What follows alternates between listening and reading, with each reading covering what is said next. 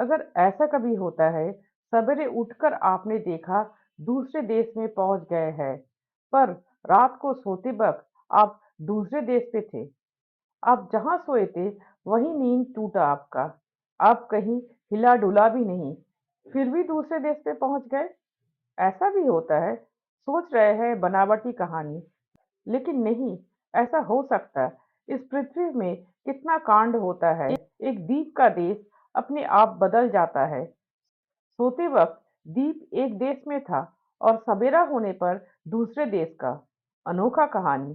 सब नमस्ते। गागर में सागर फेसबुक पेज और यूट्यूब चैनल में आप सबका स्वागत है। इस पृथ्वी के इधर उधर कितना अनजाना जानकारी है, कोशिश किया है उसमें से कुछ आप तक पहुंचाने के लिए। ये जानकारी बंगाली में देखने के लिए डिस्क्रिप्शन बॉक्स में दिया हुआ लिंक पे क्लिक कीजिए। सोच रहे हैं ऐसा कांड सिर्फ सपनों में होता है, लेकिन नहीं, हकीकत में भी ऐसा घटना होता है। पृथ्वी में एक ऐसा द्वीप है, अगर आप वहां जा पाएंगे तो आपके साथ भी ऐसा होगा। एक द्वीप जहां 6 महीना बाद बाद बदल जाता है देश। मतलब 6 महीना पहले द्वीप जिस देश का था, 6 महीना बाद द्वीप दूसरे देश का हो जाता है। ऐसा भी होता है। जी हाँ, इस पृथ्वी में ऐसा एक द्वीप है जिसका नाम है फिजेंट द्वीप। फ्रांस और स्पेन का संयुक्त अधिकार है इस द्वीप पर। 1 फरवरी से 31 जुलाई तक ये द्वीप स्पेन के अधिकार में रहता है।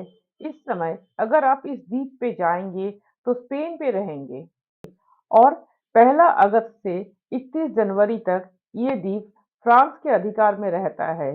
इस समय अगर आप इस द्वीप पे जाएंगे तो फ्रांस पे रहेंगे। इस तरह 6 महीना बाद बाद ये द्वीप दो देश के अधिकार में रहता है। फिजेंट द्वीप है सबसे छोटा और पुराना कॉन्डोमिनियम। मतलब ऐसा एक अंचल जहां एक से ज्यादा देश अपना बीच कोई सीमा ना लगाकर समान रूप से वहां अधिकार विस्तार करता है। यहाँ जैसे फ्रांस और स्पेन संयुक्त होकर इस द्वीप को चलाता है। फ्रांस और स्पेन को अलग करता है बिडासवा नाम का एक नदी। इस नदी के बीच में है एक सुंदर द्वीप और इसका नाम है फिजेंट द्वीप। इस द्वीप के बारे में सुनकर अगर आप वहां जाना चाहेंगे तो आपका चाह पूरा नहीं होगा, कारण इस द्वीप में साधारण नागरिक का प्रवेश मना है। यहाँ तक कि फ्रांस और स्पेन के नागरिक भी वहां जा नहीं पाता। पर्यटकों का जाना भी मना है। सिर्फ फ्रांस और स्पेन के नौसेना के सदस्य लोग वहां जा पाते हैं। वो द्वीप जब जिस देश के अधिकार में रहता है, तब वो देश उस द्वीप का रख रखाव करता है। रख रखाव के लिए इस द्वीप में जाते हैं दो देश के नौसेना। स्पेन के सन सेबेस्टियन के नौसेना और फ्रांस के बेओना नौसेना के जिम्मेदारी में रहता है ये द्वीप।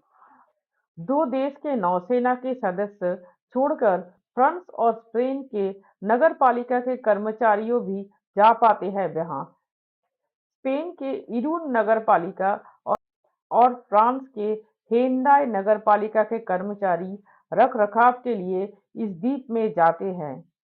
असल में सफाई और बाग बगीचा के काम से जाते हैं वो लोग।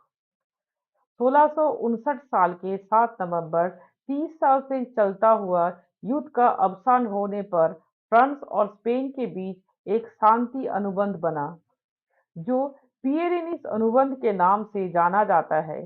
फिजेंट द्वीप में ही दो देश के बीच अनुबंध का साक्षर हुआ था।